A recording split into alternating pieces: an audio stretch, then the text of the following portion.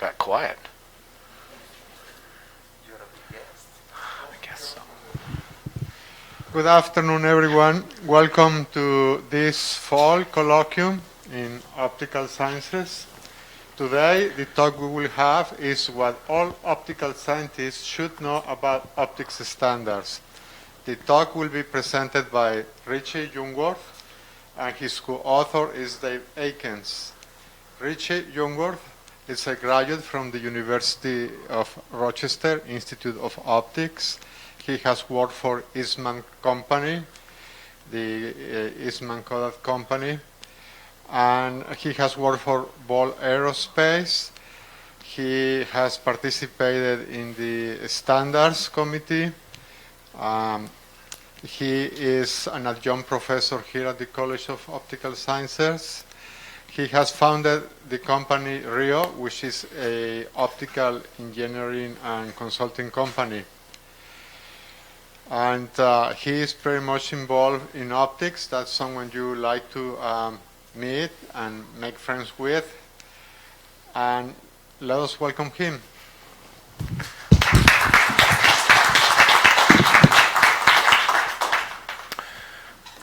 Thank you, Professor Sasian. So Dave Akins can't be here because it's hard to walk from Connecticut all the way to here. Actually, I don't know where he is right now. He tends to travel, and sometimes I know where it is. So he is a very important person who's done a lot in standards for a very long time, and I don't think we'd be anywhere near where we are in optics in U.S. positions without his efforts.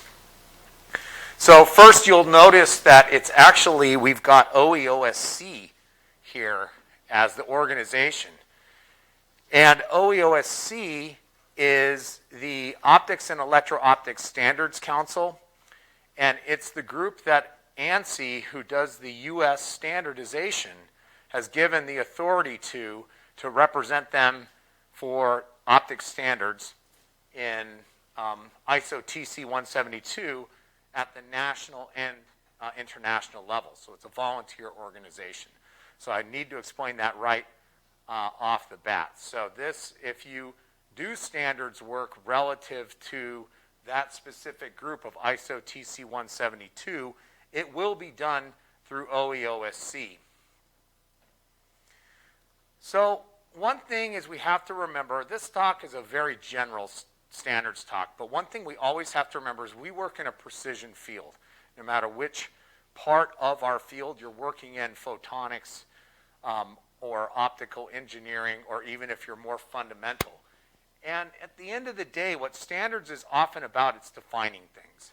So if you think in terms of making optics, if you don't define what quality is, you just can't do the job. You have to all be on the same page about what quality is.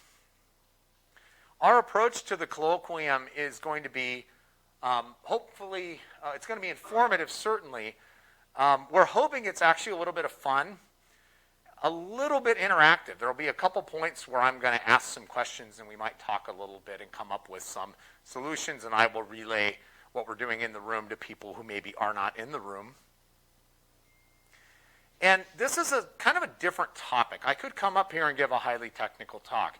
But standards really, even though the background for standards is highly technical, and there are some very highly technical matters that we do in standards, it's intrinsically less technical of a topic than most colloquia, because I'm going to be talking about what standards are, what they do, how we develop them, and who does it. These kinds of questions. So it's probably a good one to start with. It's a really big honor to be giving the first in-person colloquium in, 18 months here. So it's really, I forgot to mention that it's quite an honor, and I'm very happy to be doing this. This has been a talk we've been wanting to give here for a number of years. So first of all, let's just say, why do we need standards? So why would we need standards at all? So first, let's assume a world with no standards at all. There's no standards for anything whatsoever. So let's look at Aesop's hare and tortoise fable, the standards version. And if you go and look online, there's different ways they define it. So a hare was making fun of the tortoise one day for being so slow. The tortoise offered, "I'll run you a race and show I am not so slow."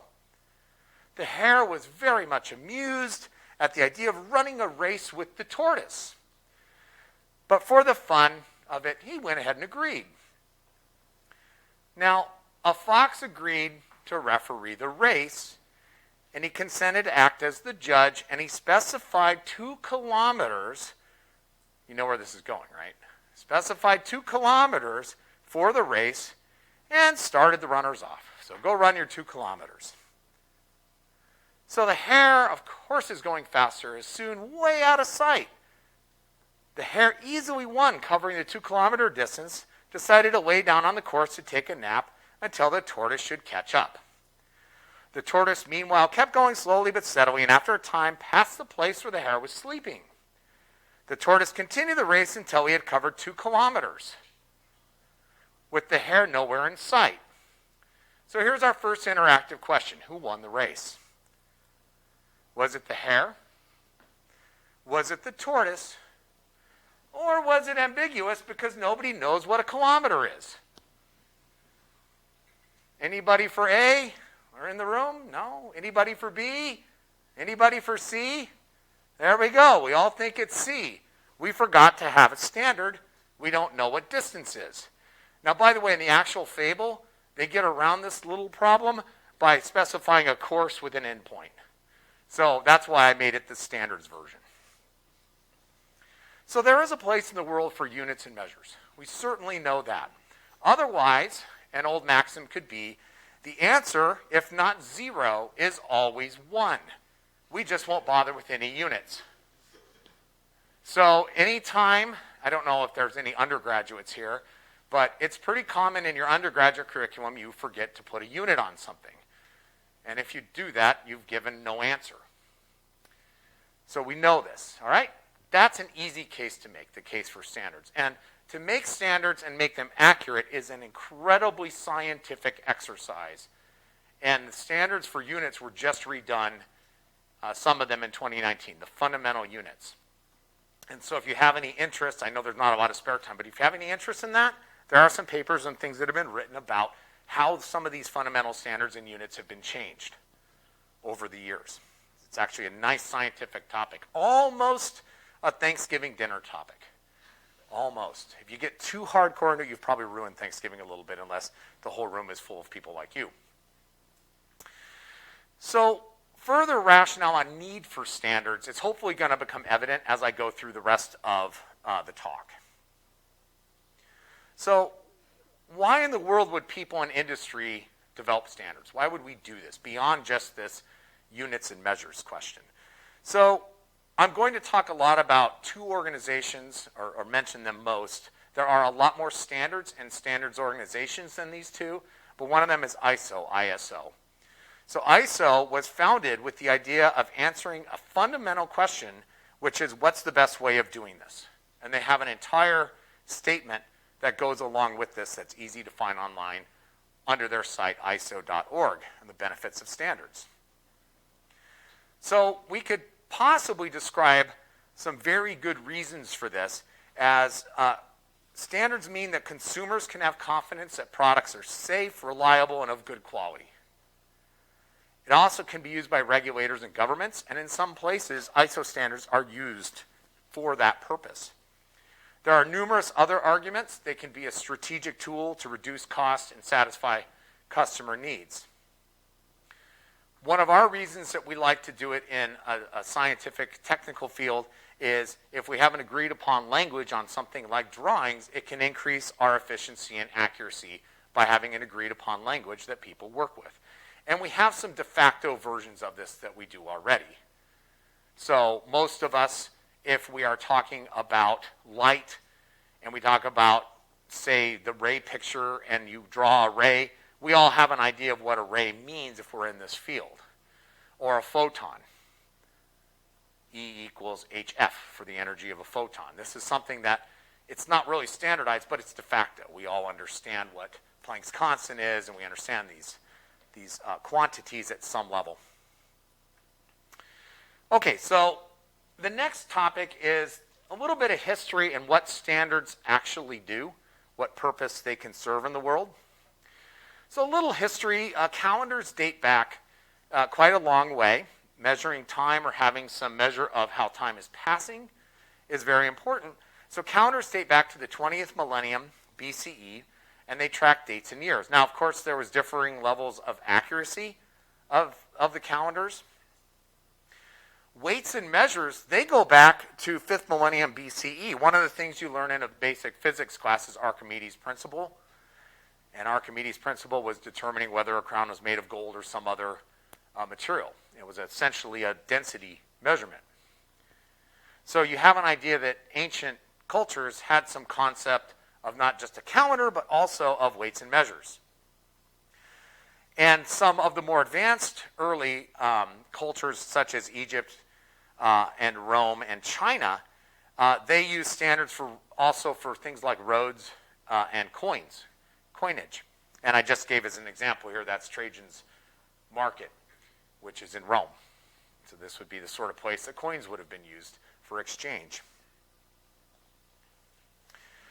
Now, the modern era for standards really starts around the mid-19th century. And what drove it was certainly science is advancing, but the Industrial Revolution. A lot of the early standards efforts were done at a national level. So, for example, a screw thread. Screw threads, there were standards for screw threads made in some places as early as 1841. So I knew if I bought this particular screw from 2 or 3 different factories, if they had the same definition of things like screw pitch and other factors, they would be the same, and they were essentially interchangeable. Railroad gauge standards, very important. So what is the gauge for the railroads? And there's a picture down below of a U.S. military railroad, which was a Union Army railroad, and it's in Nashville, Tennessee. It's 1864. One of the things that occurred during the Civil War in the U.S. is when the North would say take some territory from the South, they weren't using the same railroad gauges. You could not run a Union railroad engine over a Confederate set of railroads. So if you want to build a railroad system, you really want to standardize what gauges you're using because the wheels have to literally run on that track as it's designed. But there was problems. Things were a lot more national, and standards that were done at a national level that conflicted actually got in the way of trade. So we hadn't quite gotten to the point of standards really enabling trade at that point. So the calendar we take for granted now dates back to 1988. There was a little bit of a correction done, and there's actually an ISO standard on this. And it's ISO 8601. So ISO 8601 defines all the details associated with the calendar and all the little corrections that we use to make it accurate for exactly what's happening in the solar system. But I showed a 1964 calendar, no faculty. Why? Anybody? Why did I show a 1964 calendar?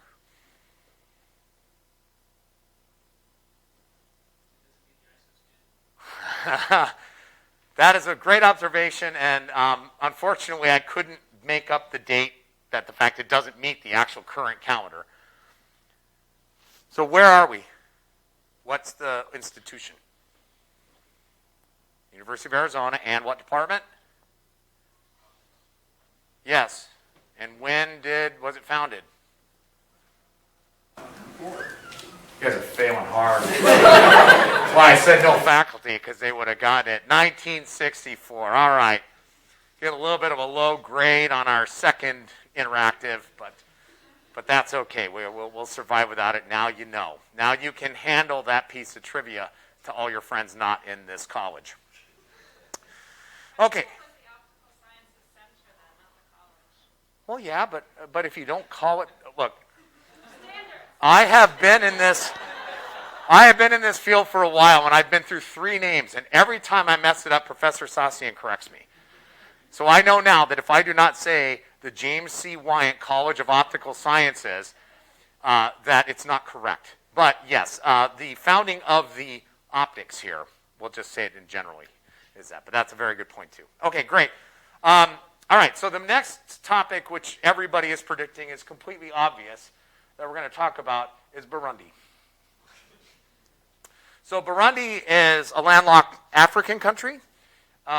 It is south of Rwanda. I'm trying to get my mouse over here somewhere. Oh, here we go. Oops.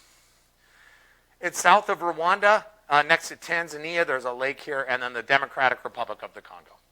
And you're saying, why in the world are we talking about Burundi? And it's because I want to be the first person in an optics colloquium worldwide to talk about Burundi. Okay, so it's 146th ranked in the world in area. So it's slightly smaller than Maryland. We're talking a very small country. It has, it's in kilometers, 27,834 square kilometers, which we don't know what that means without a kilometer being standardized. So we already know that. We need to have that to understand what the area of the place is. There's actually an ISO standard 6709 that covers how to write coordinates in longitude and latitude so that everybody agrees on that particular little piece of minutia. I got the data on this, a little bit of the data from the CIA fact book, who conveniently also does not use the ISO standard notation because it's an American organization, and why would we use a standard?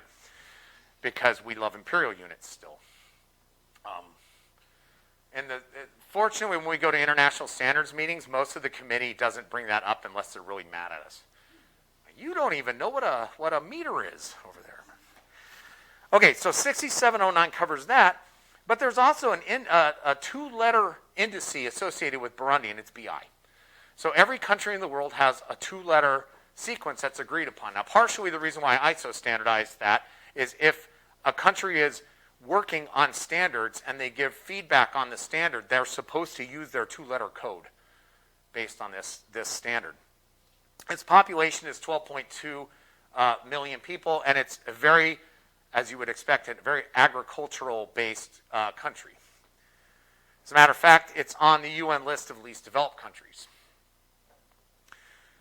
Soon we'll talk about standards and a lot more about ISO. But just to give you an idea of Burundi, a place like that, very, very different from our highly industrialized U.S., they are really only involved at ISO on three groups. One is food safety. So when we see this is ISO Technical Committee 34, Subcommittee 17, Technical Committee 285, the last one's Technical Committee 323. So the first one is food safety. That makes sense. Probably almost every country involved in ISO has some involvement in that because it's important to everybody, because it turns out everybody in the world eats. Second one is clean cook stoves and clean cooking solutions. So they want to have some standards, and why would they do this? Well, it's expensive for them to develop the standards themselves, but if they can tap into an internationally understood standard, it's really worth it. And the third one is circular economy, and that's actually a term for sustainable. Now, ISO actually has an action plan for countries in the position like Burundi that aren't that well developed, because I'll get to that just a little bit more in a moment. But basically, standards are meant so all countries can ultimately use them. But it's understood that it's quite expensive for a country like Burundi to participate in all the standards groups, but they can take advantage of a lot of the standards, because for a country of this size, they may not be able to work on enough standards themselves because they don't have enough funding to do it. So it's very useful for them to have an international group that can help them define some things, and then they work on what they need to work on to make their country better. Now, I talked about Burundi, and the argument holds true for other countries too. So this country, its code is 3166, it's CA, and it is Canada. Companies and countries that aren't actively participating in some standards group or some standards activity by giving their input can still use the standards, and ultimately they can choose to start taking part. And I very specifically picked Canada here. And the reason why I did that is Canada has an appreciable optics community. They have a number of universities. They have a number of companies. There are some prominent U of A grads that actually live there and are from there. There may be some people in here who are from Canada. So it's actually not an inconsequential place when it comes to the optics world. They do not participate in the standards groups that I'm involved in. However, a company there, somebody who's working there, can take standards that we've used and still take advantage of them and still use them if they want to use them. And that was sort of the point. So in a sense, even if a country or a group is not actively participating, they can still use the standards. And that's one thing that we try to emphasize. However, there are negatives to not participating, that if you have things the way you like it or you have certain perspectives, then maybe they're not being represented unless you are actually participating. So it is still a little bit of a flawed process. Okay, almost anything can be standardized. So what are some uses of standards? Well, there can be some omissions. One is, what side of the road do you drive on? Okay, and I got a map here. So red is left side of the road. The right is right side of the road, which are typically the Britain and former British colonies is quite heavily influenced by that. And there's actually, even if you look online, there's a list of countries that have switched and what year they switched in. And believe it or not, some countries have actually switched from the left side to the right side. Depends on who your neighbors are, type of thing. Another fun one to think about is electrical outlets. So if you do much international travel, most of us end up buying some sort of a tower converter or something so that you didn't forget the stupid correct adapter you have. And laptops and things like that, now they have their transformer in there, and a lot of things tend to be easier to solve, but having an adapter is necessary. Wouldn't it have been nice if in 1870, when this stuff was starting, they picked a plug and everybody uses the same stupid plug, right? But we deal with the fact that it's not standardized. So sometimes standards can come a little bit late. There's an incredible number of uses of standards. I've already mentioned some of these. There's regulatory, there's safety, there's quality, which is, of course, good for consumers. There's communication types of standards, or helping with communication. Drawing standards would probably fit under that type of category. There are management systems, so quality management and management systems like that, weights and measures, units. And then there's technical communication-oriented standards. But the idea behind all of these is that they're enabling something. They're enabling commerce, or they're enabling communication. So they're an enabler. Now, there's a negative to it when they're used in regulatory, from the standpoint that regulatory practice is put in place because there's a reason for safety or some other reason to regulate something. However, that doesn't mean everybody's going to love having to follow a standard that's making them do certain things, right? So it's a necessary evil in some cases. The standards we work on are typically meant to be enabling in the optics field, the ones that we're going to ultimately be talking about. Here's just some famous international standards. I mentioned country codes and date and time. Have you seen ISO 9001? It says ISO 9001 certified. What ISO 9001 is it's a quality management system.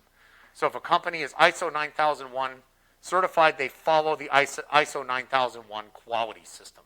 So it's a stamp of quality. So it's more in the quality control and quality assurance part of our technical field. 14001, I'm skipping this other one for the moment. 14001, that is an environmental management system. So that is one to say that your company doesn't go and pour plutonium in the river behind you. Now, of course, a lot of places have regulations and other stuff that control that as well, but 14001 is meant to be yet another tool in the toolbox for environmental controls and regulations. 13485 is a medical device quality management. I just put that in there because it was a technical one.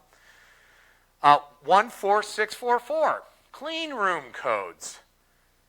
So clean room and associated control environments. And there are different classes of clean rooms, and this is how they're standardized based on the particulate size and the other different technical factors associated with them. ISO IEC 17025 is how you can run a testing and calibration lab. So it's another quality-oriented one. Then we have other ones. 22,000 is food safety management. 31,000 is a risk management guideline one. I'm just picking a few out. So a lot of these aren't quite as well known. Here's a fun one, 37,001. It's an anti-bribery management system. Clearly not widely used in Congress. Sorry, I had to make a joke somewhere about that, There's one, IEC 60309. That one actually defines all the many awful non-standardized plugs and outlets and couplers that we might have. So there's a standard that says, okay, yeah, we messed it up. We're not all using the same plug. But look, we can at least define what all the plugs that are being used are. Isn't that nice? So here's this list of these things and what they need to do. Another big one is ISO 80,000. That's the one that does quantities and units. Okay, so thus far, we have been very non-optics oriented. As I told right off the bat, this is not a normal colloquium. This is more about general standards. Our goal, though, has really been to have you start thinking about standards in a very general way, and now we're going to move more towards technical standards. And hey, now you know what ISO 9001 means if you've never thought about it before, so we should walk away with that. So let's talk just a little more about scientific standards. I just pulled a few of them out of the previous list. There was the clean room one, the one on testing and calibration. There was one on quantities and units. Sample optics standards. Now, the first one is actually not an optics standard. It's actually the geometric dimensioning and tolerancing standard, the ISO version of it, and it's 1101. There is ISO 9022. That's an optics test environmental set of standards. That is actually done within the TC 172. 9211 is an optical coating series set of definitions, also done in the group that I'm involved in. ISO 10110 is the drawing standard. So this is the one that gets the most press in the optical engineering community. It's the one that people talk about the most because it's the one that defines, here's an optic, you need to have it made, or here's an assembly, here is the notation associated with the drawings. So it gets probably more talk than it deserves, and that's not the focus of what I'm doing here. 12123 is for the glass industry and how to define raw optical glass. You can use it for other materials as well. 14490, that's one that very few of you might run across. That's in a group that I'm also involved in. That's test methods for telescopic systems. So think rifle scopes, binoculars, spotting scopes, those kinds of ocular instruments. ISO, the last two, the top one is quite famous. The one below it is an analog to the laser one, not quite as famous. IEC is 60825 is laser safety. So have people seen the laser safety one? Right? And I don't know if it's on any of the safety, laser safety things in here, but 60825 defines what the different levels of lasers are and how safe they are or not based on milliwatts and these kinds of things.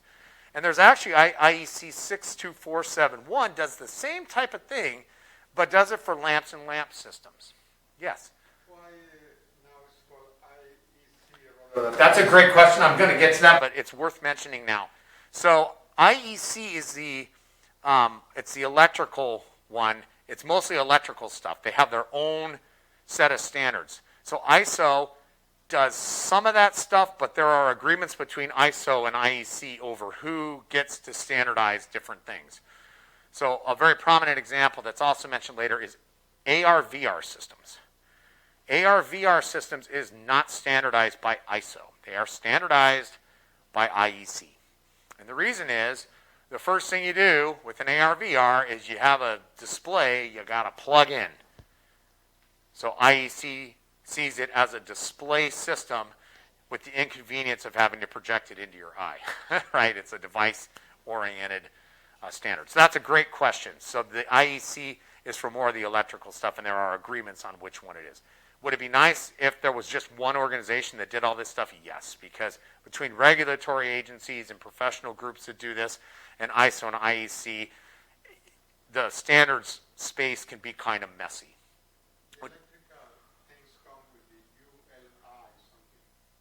A ULI? I'm not sure if they do. I'm not sure what defines exactly what fits within their purview. Maybe? I don't know. So I don't know about that. Geez, way to embarrass me in a colloquium. No, it's fine. The IEC stuff, I just tapped into it a little bit. I just knew the laser safety one was there. and so was the photobiological safety. Actually, 62471, number of years ago, I had an application where the customer really desperately needed this. And we had to make measurements based on the eye's longer-term exposure to blue light. If you have a lot of exposure to blue for hours and hours at a time, it increases your risk of macular degeneration when you're older. But the question is, what's the level of it? Yes, there's a question in the back.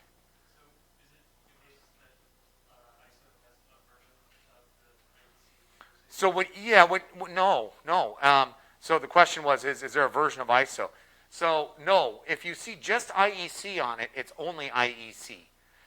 If you notice ISO IEC 17025, that means it was jointly developed by ISO and IEC. There are ones that are jointly developed as well.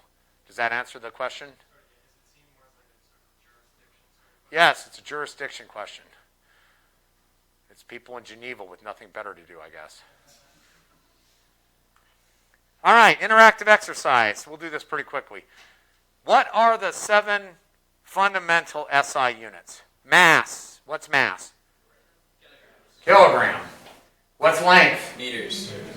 What's time? Seconds. What's electric current? Ampere. Why the amp? Over a coulomb. Can you measure a coulomb? Which is easier to measure? An amp.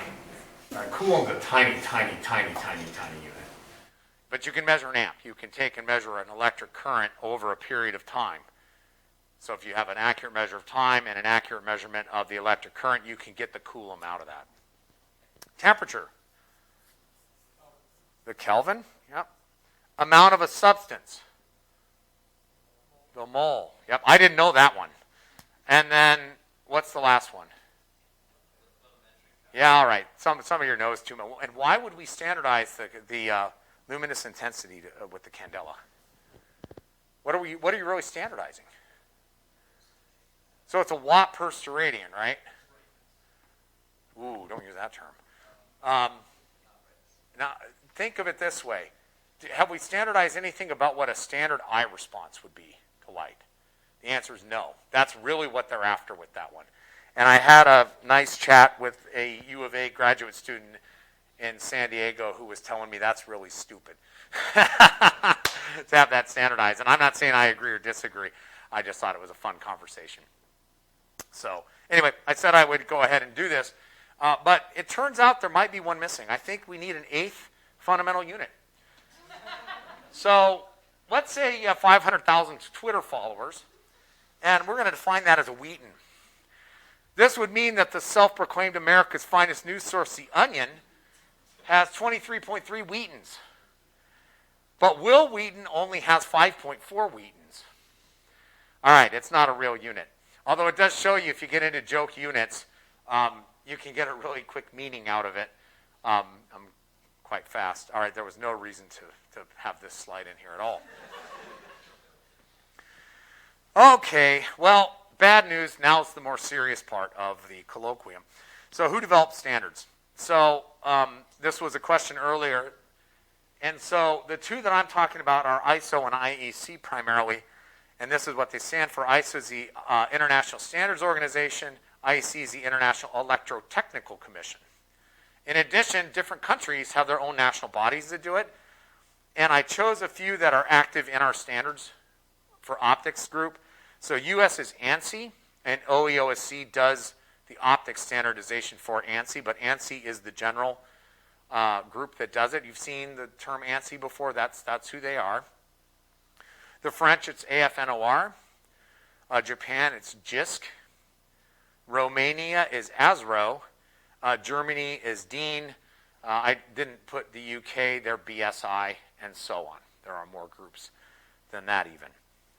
Some countries manage this by having the government heavily involved or heavily doing things. Some do industry, and a lot of us do both. We have had some NIST participation in our optics standards, for example, which has been very helpful, but they are government employees and represent that position. And for a while, we had the current leader of NIST Boulder was actually coming to our meetings, and Marla Dow, Dr. Dow, she's fantastic. And it was a big loss when they promoted her so much she couldn't come to our meetings anymore. But good for her, regardless. So here is a map that shows overall ISO membership. So if you look, it's quite a few countries. There's a few omissions. So for example, down here in Africa, this country here is Angola. When 97% of your economy is selling oil, I guess you don't really care about standards, or they haven't decided to take part in that. But it's pretty global, but not completely global. So this is participation at all in ISO standards. Now, the yellow doesn't mean they aren't involved at all. The blue means that that country is voting somewhere in ISO standards in some group. The yellow means that they are observing. So these groups are observing in some standards groups, but they're not voting at all. The ones that are gray aren't participating. I guess Greenland doesn't really care. Although you would think they would care a lot about the Kelvin. I think they're nearer to 0 than most of us. All right, I'm stopping. And a few other kind of outlier countries you can see don't have any participation. So these are the two that I was talking about. They're both based in Geneva. And I have a picture of Geneva put in here. And I just wanted to note that the standards group possibly picked more attractive locations than optics universities in the U.S. And that was a dig at both Tucson and Rochester, and sue me for it. So beautiful sort of place, I guess. For whatever reason, they're in Switzerland because Switzerland was usually neutral in things. So they came up with this. I'm not sure how the history developed of how they ended up here. You might see other groups like ASTM, that's for mechanical US. Of course, there's the national ones like DEAN and ANSI and BSI. You might also even see these ones that say MIL in the US. And the MIL ones were government procurement documents in the US, military procurement documents for quite a while. This is where I mentioned ISO and IEC have agreements on authority, but roughly IEC is electrical stuff and ISO is broader. So here's an example of one of our groups. So this is ISO TC 172, which is optics and photonics, and it's SC9, so it's subcommittee 9. That is lasers and electro-optical systems. So you can go onto the ISO site, and it says what the group is, and it says participating members and observing members, P members and O members. The P members vote, the O members observe only. But they also give you these handy, nice little maps. So here, for this group, every group you see with the lighter shade of blue is actually a voting member, but not running that group. The darker blue shows who is in charge of the group, because one country is the leader, has the secretariat, and almost always the chair position, and that's Germany. So Germany runs, not surprisingly, the lasers group. This shouldn't surprise almost anybody given their astute ability in that particular area. The yellow-ish orange ones are only observing members. So recently we've had more interest from Nigeria, which has been really nice to see. The Saudis pop up in a couple groups. They pop up in SC7, which is ophthalmics, quite a bit. And then we have a few other groups in here, as you can see. Poland, Romania is down here, and so on. That's this specific group, though. If I were to go to a different subcommittee, the map is going to look different. So this is the lasers group. All right, OEOSC. So we've mentioned ISO, and they were the ones. ISO is the ones who do the standardization internationally. ANSI can also, we can publish our own standards nationally and maybe try to get them adopted internationally. That's how that works. The OEOSC were the ones that actually represent the ANSI at ISO TC 172. So that is the optics and photonics portion of ISO. But ultimately, if you want to talk about who does standards, it's people. So it's people that go to these meetings, negotiate on points that we may or may not agree with, try to come up with a way to agree, and somebody has to actually write the standard. and somebody has to do this work. So this is actually a meeting we did in Romania. And right here, this is Romania's, oops, I'm not supposed to use the hand. This is Romania's delegation here. It's Donna, Dr. Granshu, who I've done some work with. You can see Japan is here. This is Adam Phoenix, so he's a U of A grad.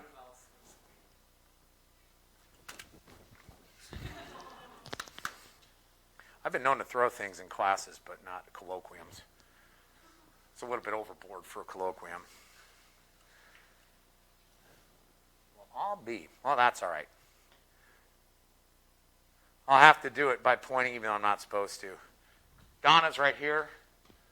You can see here's some Japan. This is Adam Phoenix. I'm standing there. I have this thing where I hide behind people because I dress crappy and very unprofessionally. This is Dave Aiken. So you see, he looks great. He's wearing a tie, I think. Yep, that's a tie, all right. I recognize it faintly. This back here is somebody who is really, really also good at hiding behind people. That's Paul Murphy. He's at QED, so he's another one of our U.S. people. And I could go through the whole list. On the very left side, these two people, this is Elizabeth Beck. She works for Dean, very important, has done a lot of work with us. And Clara Engesser, who I have worked with now for 5 years. And let me tell you, the staff member you get that files the paperwork with ISO and makes sure votes are coming in and does all this work is critical. And she's superb. And they hire people that have master's degrees typically in physics. And they try to get people close enough related to optics, but it's a little bit hard for that. So Clara is German, and she works for Dean.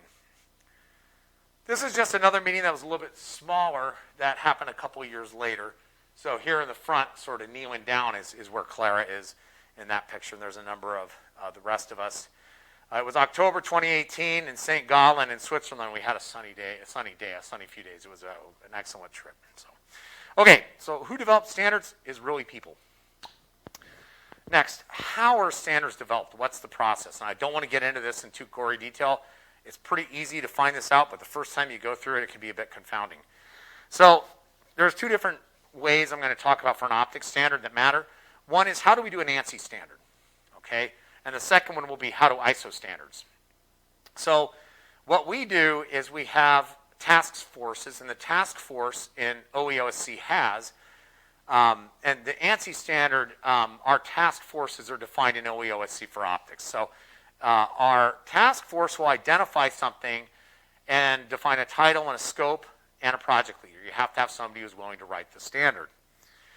And then what we do is we do a vote that we file with ANSI, and the project leader then offers a draft when we do this. So a lot of the work is done up front. So there's a little bit of risk when you're developing a standard that you've got to try to get a draft together with the content, but it's very hard for people to say, yes, this project's a great idea with no draft at all. So then the task force iterates until people feel it's really converging as we review and circulate and edit it within the committee. And then you vote to advance it to finally being passed. So when we do that, there's a couple of different processes that kick in. It takes about 3 to 5 years. And when you're thinking about this, it seems slow, right? 3 to 5 years is an eternity, right? That's like a whole graduate student cycle almost in the 5-year realm, right, for a PhD student. But when you're actually doing standards development, it can feel kind of fast. It's really kind of funny that way, and that's because different problems come up, and you've got to resolve some things as you go through it. Now, one thing to mention is when we do stuff at our national level, ANSI has a set of rules on us. It's a majority rule for votes, and votes are done by who are members. So for OEOSC, members are companies. Dr. Dow had NIST's vote and IEEE's vote. And then we have somebody who votes for SPIE, and we have somebody who votes for OSA. And then I have Rio LLC's vote, my vote. Dave Aikens has Savvy Optics' vote. Someone at Northrop Grumman has their vote, their one vote. So you can see it's kind of funny almost how it's set up, where you can have a little one-person company votes the same as a bigger company. But we get along pretty well, and that hasn't been a problem for us in optics development. So lots of different organizations vote on these things. But one of the key things is all comments and dissent must be reconciled. So if I have a standard that's being developed at the ANSI national level, and I give it to Matt here, and he says, you missed this, this is completely wrong. We have to reconcile his dissent with what we're trying to publish. It can actually stop the process. Okay, that's important. Because ISO doesn't quite work that way. International standards, where do they come from? Right? There's a little baby chick being born. If only most standards were that cute. They're done within these international working groups. I'll show those in a moment. And they can come from a single member body. So Germany can show up with a draft of a standard and say, we would love to get this turned into an international standard. And then we go through the international process for getting everyone to agree on the final version of what it looks like. So that's the internationalization of a national standard. Or it could be something that everybody just talks about and somebody agrees to go and write it. And that happens too.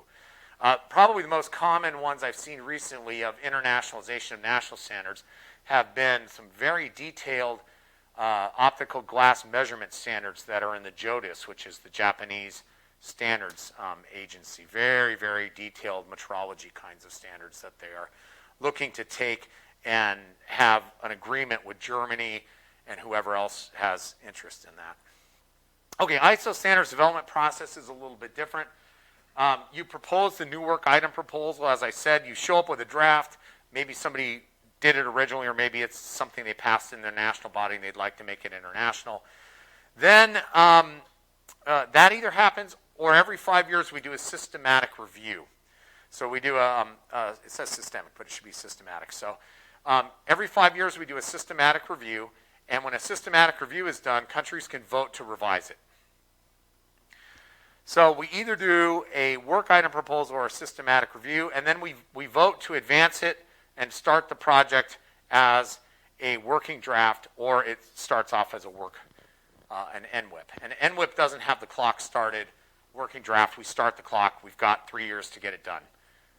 And there's a few opportunities for extensions, but ISO keeps making the schedule shorter and shorter on us. It's actually quite a challenge at the moment. So what we do is in working draft, it's the stage where you can make lots of changes really easily. Then we go to the next stage as a committee draft. Every one of these stages, everyone votes. Then we do a DIS, Draft International Standard. If there are no technical comments at DIS, it automatically is published and there's no FDIS. If there are technical comments, non-editorial comments made at DIS, then we have to have an FDIS, which is just to clean up a little bit of editorial stuff at the end. And that's it. So once you do this, if it passes through, it gets published, and then 5 years later, you talk about it again. So it's a continual cycle, which is why some people are like, I can't believe you guys are still working on that standard stuff. It's never going to go away because you're continually looking at your industry and you're continually looking at what standards you're trying to do or whatever you're working on. All right, I'll get through the rest of it because everybody's getting really bored, including me. I asked before this started if a colloquium speaker has ever fallen asleep in their own talk. I didn't actually get an answer, but it kind of worried me a little bit. So this is just the ISO standard, same thing that I had on the last slide, but not in graphical format. And there's two things I want to talk about.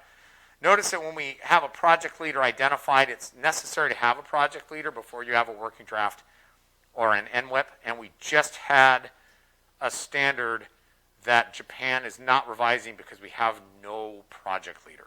Japan can't offer a project leader. Germany can't offer a project leader.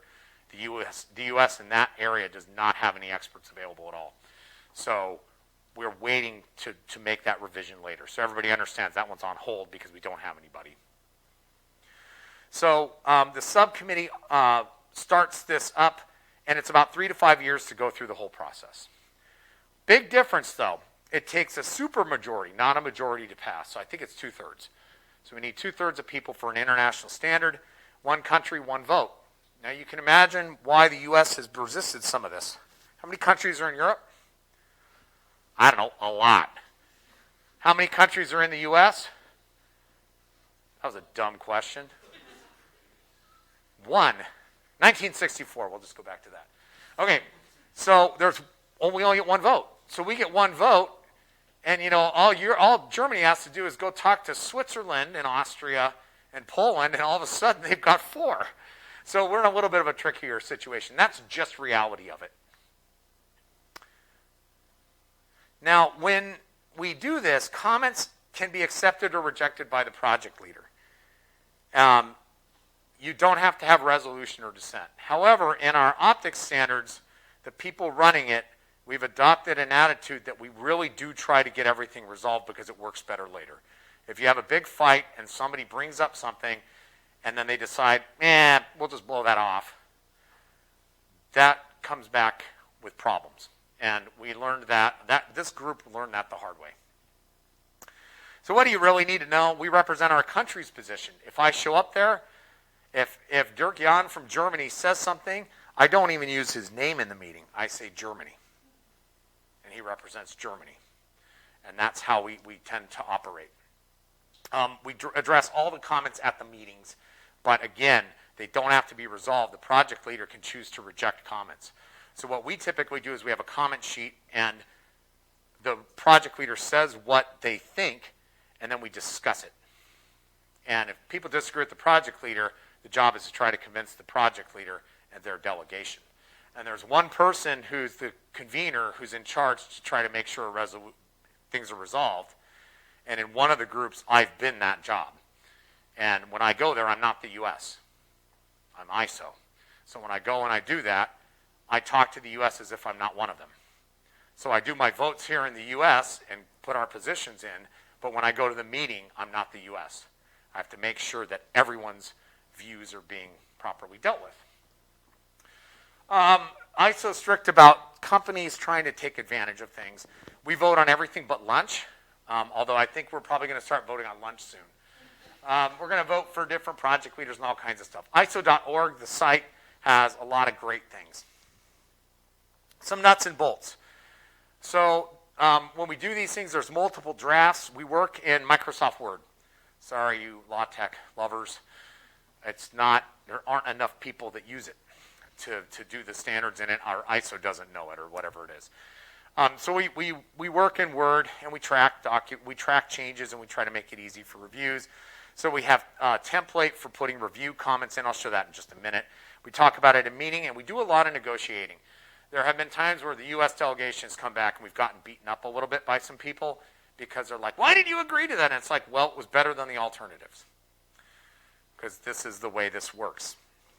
But cooperation is quite prevalent in what we've been doing. All right, this is just an example of some recent stuff. So this one, I think this came from, you can see the voting date began on Christmas Eve last year and ended in February. So this is from SC4. This was on the test methods for telescopic sights. So this is how the FDIS looked for that. So we had to have an FDIS for it.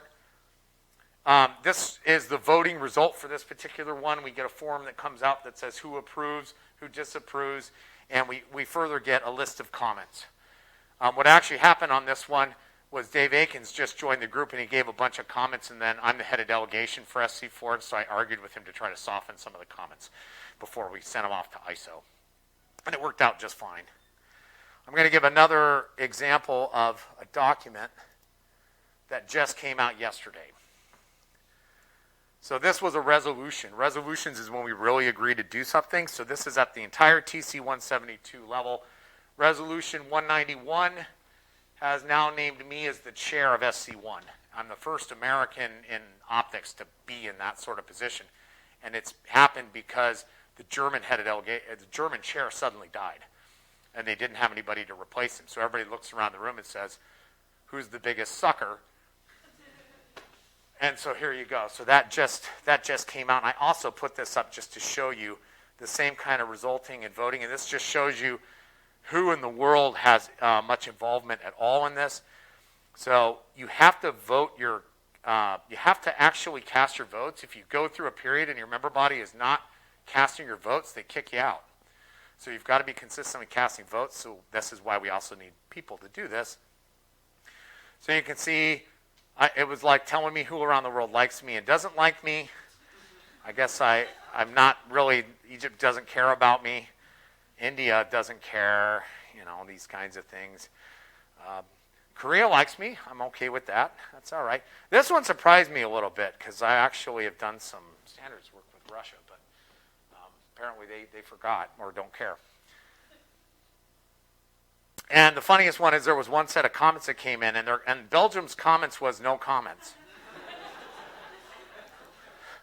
So, this is the kind of stuff we look for in these exciting things. All right, how are they organized? Let's just talk a little bit about that. So ISO TC 172 has a subcommittee on fundamental standards. This is things like drawings and measurements. That's the one that I'm now the chair for. SC3, which is run by Japan, that's optical materials, and it includes IR. SC4 is telescopic systems. It's a small group. The reason why we're so involved there, we do have some companies like Loophole would be a traditional one, Sig Sauer, Night Force. We have some companies that do this kind of stuff here. We've got somebody from Sig Sauer involved now, and we actually have a medical doctor in Kentucky that's actually a consumer advocate that helps us out with that one.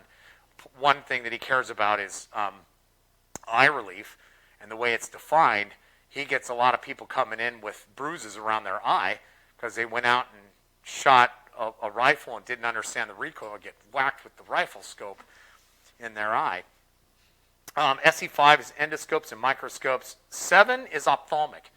Ophthalmic, for whatever reason, is in our group, but it dwarfs the size. It's way bigger, the market, than anything that we do. The market is just massive in that, and it's run by the Vision Council. SC9 is lasers. There's another one, SC6, which is surveying instruments. There's also a couple ad hoc groups. One's AR, VR, where we are just making sure that the IEC group is making sure that they're getting the optics correct in it. And then there's another one, a reference wavelength. So that's kind of how we're organized. So these are the different groups within TC 172. So we have a head of delegation for the U.S. for every one of these groups. And depending on the group, we participate in other project leadership and such. Furthermore, within each group, there are different working groups. So this is how SC1 is organized. There's an ad hoc group. These NODIF and PLIB are actually the standards that are supposed to do electronic data exchange, which is kind of a huge mess. So you imagine you get something out of your optical design code, there should be a protocol for how to communicate it. And it's kind of, those definitely need some work. There's the general optical test methods is working group 1. That's Eckhard Langenbach from FISBA. So the Swiss actually do the convening of this one. I've been convening this group for 5 years. So this is the one with ISO 10110. It's the drawings one. And then there's one on environmental test methods. A lot of environmental test stuff, U.S. companies use other regulatory or stuff that their government customers might want for that. But there are some international standards that do that. OSC is organized. We have the international side on the right here, so we try to represent these TC 172 groups. But we also have a number of task forces in varying degrees of being active or not. The 3 most prominent ones, Task Force 2 does all the scratch, dig, and surface imperfection ones. Task Force 4 does all the drawings kinds of stuff. And Task Force 6 does IR materials, which we hope makes more advancing because there's not a lot of standardization on that. The other thing about this that you should know is I do almost nothing on the left and tons of stuff on the right. That's me personally. I'm probably the most international of the group that we have. But members of the council can provide experts to serve on these. So we need people to do a lot of this stuff because it can be hard to get people to do it. This is just an idea of some standards that are in the SC1 group. So there's the 10110, the big drawing standard, and all the different parts. Ones that are crossed out have been replaced effectively. 10 was put into part 1, and 2, 3, and 4 were turned into part 18. We have measurement ones on imperfections. We have, right now we have a technical report. Is not a standard, but it's meant to be informative for people. These laser damage ones are in SC9 actually, and we need those so we can update part 17 of ISO 10110, which is a bit of a problem now. There's some environmental stuff, 10109, 9022, and there's some material and coatings ones. I mentioned 9211, but there's even ones on things like MTF and OTF and other parameters like that that we've got floating around within here. You can get information on what standards are available extremely easily, just at least the title, and you can also look at the scope. So here's SC4. Donna Gronchu and I put a paper together a few years ago where we talked about this. So this just gives you an idea. If you go on the site, you can see all these pretty quickly. We just organized them into a number of different, there's actually a number of vocabulary standards in this particular one. There's actually a way to look up vocabulary online in a browsing platform. They have two. And then some other measurement ones and some night vision ones and some other things. The night vision stuff, one thing you should know about ISO work is defense work is banned. You are not allowed to work on standardizing defense things, which works perfectly within the U.S.'s view of that, and there's obvious reasons why ISO wants to stay out of that. So when we say night vision, it's not thermal.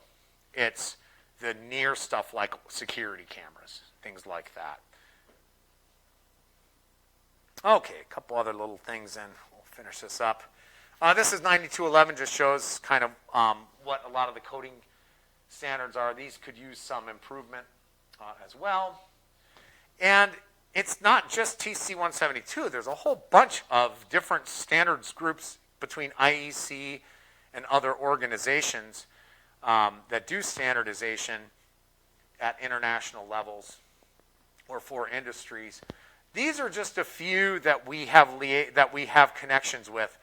TC42 is called photography, but a lot of it's some digital imaging kinds of stuff and digital stuff.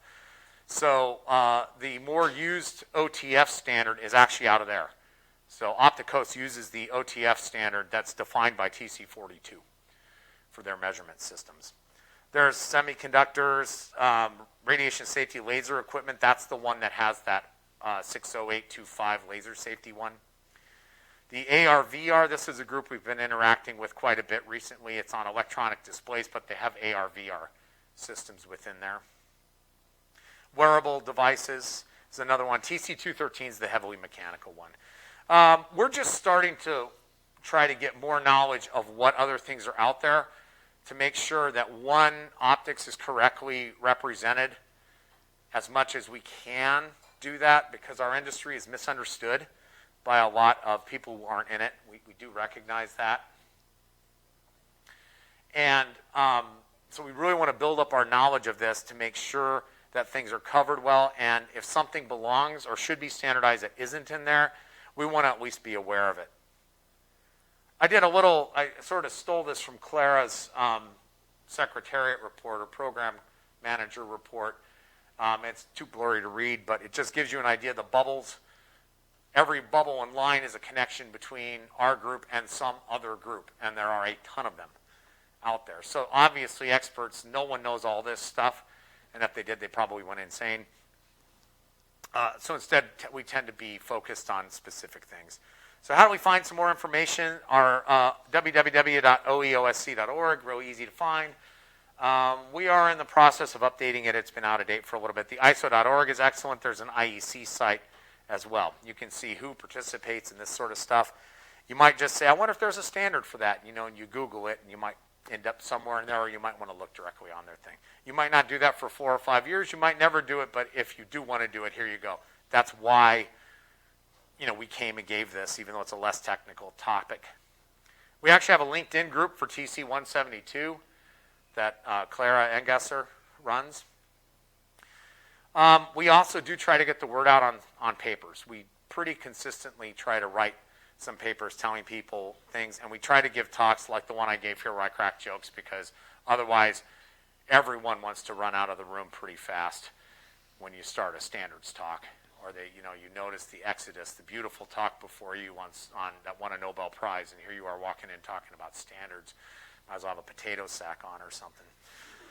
Okay, so go ahead and feel free to look at that stuff or contact us about that. And it's done through companies typically. So if you're in the U.S. and whether you agree or disagree with kind of the direction that we're going on, we do need more participation. That's a problem that we've been having for development of our standards position on ISO and other development meetings. Now, if you're non-U.S. and you're interested, see if where you're going to live or where you live ultimately is involved in it. And sometimes you'll see, for example, Korea is a good example of this. They are involved in our standards group, and I've never seen them. We had a meeting in Japan, and I said, where are the Koreans? Why don't we invite the Koreans? We specifically, Clara, sent a note to Korea and said, hey, Japan's right next to Korea. Anybody interested in coming? And we didn't. And what that means is whatever they're doing with the standards, they want to be aware of it enough. They want to have a vote, but they're not in a position where they care enough or feel they need to send somebody to the meetings, or maybe they just don't have anybody identified. Students, it's a little early for you to participate, but after you graduate, and sometimes employers don't want you to do that or not, we recognize that. But and we need expert people to review documents, and the way I like to put it is, I actually think reviewing a standard often is easier than reviewing a paper, because I know there's a lot of other people reviewing it, and I can pick at certain things that I like, and if it's my expertise, I can really hit a few nice topics. Okay, so with that, I can safely say that you have now made it to where you almost never have to think about this topic again until you need it, which is a hugely wonderful position if you don't want to hear about this that much. So I know it's a slightly weird topic to have as a first colloquium, maybe a good one for the first week as we get the cobwebs out and we're back in person. So that's all I've got. Are there any other questions or anything? Yes? What's the reason you like working for the ISO? What's the reason I like working for it? So I like to crack jokes in meetings. And there was a standards meeting once where Kikuchi-san, who's now the head of Olympus in Europe, and he was in our group. Really smart person. Not for getting out, but because he just is. And he asked me, he said, I was writing a standard, and he said, okay, that's due on October 30th. And I said, okay, but is that October 30th in Japan or in the US? Because there's a difference, right? I have to have it done a day earlier. I think it's because I've done a lot of work with SPIE, and I try to look for things where I really think what I'm doing might make a difference and might actually have an influence. And so when Dave Akins recruited me to start doing it, I went to these meetings and I said, these are really interesting. This is quite different. Because you're sitting in a room and you're negotiating and you recognize you have an industry that, or somebody that really cares, and you're trying to represent that. So it was meaningful. It was not a meaningless exercise at all. It is true that when you read a standard, if it's not well written, you might want to help try to make it better. If it's a well-written standard, it's actually usually quite nice to read. So I found that there's a rewarding factor to it that's a little hard to explain. And it's not for everybody. It's certainly not for everybody. And we have a lot of people who might give input to us and never go to a meeting. And they do that because maybe it's part of their job, or maybe it's that kind of more of a rewarding experience. So at some point in time in your career, you feel like you want to give something back. And so where are you going to do that? And there's a lot of different choices, and this is just one of the choices of where you can actually try to make things run a little bit better. And one thing about optics that's important for all of us to understand is there's a lot of people who don't understand this stuff. And there may be competing technologies that are non-optical. So as optics people, we want optical solutions. We want them to be the best. And if our industries go around screwing stuff up, people say, oh, don't do it optically. That's not a good way to do anything. So it's that sort of stuff. And that may be slightly cynical and negative, but it's the principle of trying to do things right. I hope that answers the question. Were there more? I'll do here. We'll do this way. Yes? One of the questions I have is, like, how do companies think about, like, their own internal specifications versus these kind of international specifications, these international... Right. So how do companies think about it versus these more international ones? That's a very tough question because it depends on the company. So if I'm Optimax, just to use them as an example, they're a fabricator of parts. They want to accept good drawings from all over the place. So they don't have an internal. But if I talk about Northrop Grumman, they may have an internal optics shop. I don't know what they have at this point. It's a huge company, right? But they may have internal ways that they define things. So they would do it a certain way. If I'm at Apple or somewhere like that, they might have understood protocols for their entire supply chain already defined. So they might see it differently. But if I'm working at, I'll just pick a defense company, L3 Sonoma, which is in Northern California. They're a small company. that part of their company is quite small, and they are getting parts from other people. So they have to, so how are they communicating that? So there's a drive where a lot of people want to adopt it because they don't like individual specifications. But if a company has the entire supply chain internal, they have a different problem. So it depends on where you are. So it's understood that there's going to be companies who aren't really all that interested in this, and ones that are way interested. So, yes, next question. We'll go there, there, and there. Yes. So early on in the talk, we talked about the example of electrical outlets as being something that's not actually like standard. Sure, electrical outlets, yes. But we just sort of enumerated all the different kinds of outlets. Yes. And I imagine that part of the reason why is that like different standards for electrical outlets in different countries were adopted early on, and they become widespread, so now there's this cost barrier. That's right. There's barriers if you don't still. Electrical outlets, they weren't standardized internationally early, so now there's barriers to doing it. What other kinds of reasons might there be for something which cries out for standardization and not be standardized? 3 countries get together, they all do it a different way, and they can't agree. That is probably the number one cause. Sometimes people don't even think about it, right? And maybe it becomes too late pretty quickly, right? But it's why when you have diplomacy do things sometimes fail. It almost feels a little like that. That's another reason to get into this. Is it's one way to be involved in something that's kind of like politics but completely not. So it's kind of got this element of getting along with people and making things work out and getting solutions that if you go to the international meetings is part of it. But yeah, I don't know. I mean, there's a whole history of standards books and things written on a lot of reasons why some things worked and some things didn't. And next one is, yes. I'm still trying to get the sort of motive force behind all the standards. So I'm going to follow the mic here and ask, so who funds, for example, these trips to St. Switzerland? Who funds these efforts at all? Most of us pay at least part of our own way. Yeah. And is that the case for all the countries that are involved? No. So, for example, the French, they send a government person who usually goes shopping in the middle of the trip. I'm not kidding, that's happened. And the last one they sent was actually a little bit more engaged. But then they actually have somebody that represents them that is a paid position. That's how they do it. Germany, it's probably a lot of them, it's their company paying. For a long time, Germany, it was, like 19 people from Zeiss and somebody from Linos or something like that, and it's a little bit more distributed now. So it depends on the country. But the U.S., we're the Wild West gunslinging ones, we just kind of go. I don't know how Japan does it. Japan's extremely hierarchical about how they define things. China, for a little bit, when they showed up to a few things, we couldn't quite figure out what they were doing. And what I meant by that is we couldn't figure out how the group was functioning exactly, how it was structured. And they stopped going to some of the meetings before I could talk to them a little bit more to figure out how they were structured, because I was doing the convening and I wanted to make sure that their positions were being represented. They seemed to have one guy, my Leavebo, who was in charge, but he used to show up with 2 to 4 female ones that we decided were the really smart ones doing all the work. but it's not clear. It wasn't clear exactly who they were and who they represented, whether they were being sent by the government or not. So it's kind of weird that way of trying to figure out how the different countries might have it funded or not. I know the Swiss FISBA funds their guy to go.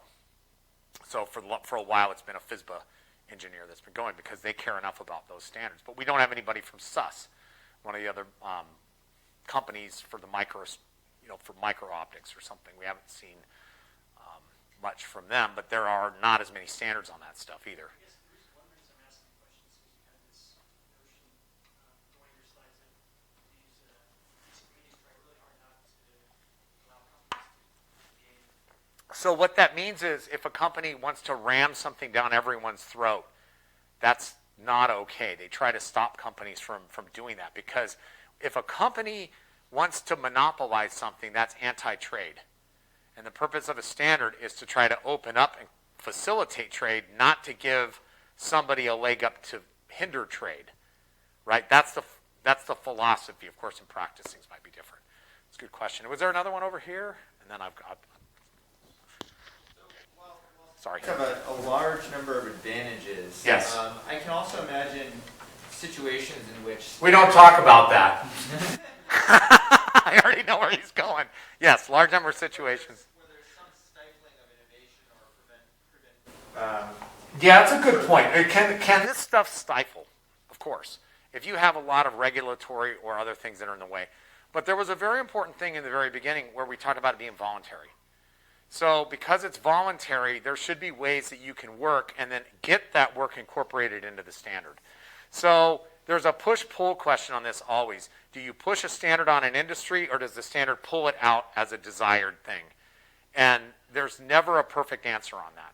Sometimes it makes sense to push something towards an industry, but you don't want them kicking and screaming too much. We have had that problem in the U.S. Optical fabrication shops have been very resistant to this. They love the old drawing with a kind of cartoon-like drawing on it with some of the numbers and then a love letter. That's the way I describe it. It's a bunch of notes. They love that because, oh, with the notes I can write whatever I want and it describes it. And I'm like, and then they misinterpreted it, right? That's what we're trying to avoid.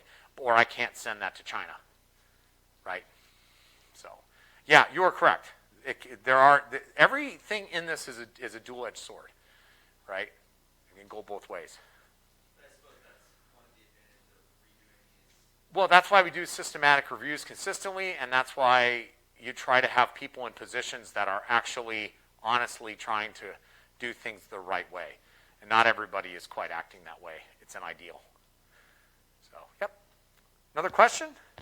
So, if I have this company and I want to have it certified for ISO 9000 management, so I have to call the ISO organization, and how much does it cost me to... Yeah, so you have to get a hold of the standard. I don't know how expensive ISO 9001 is.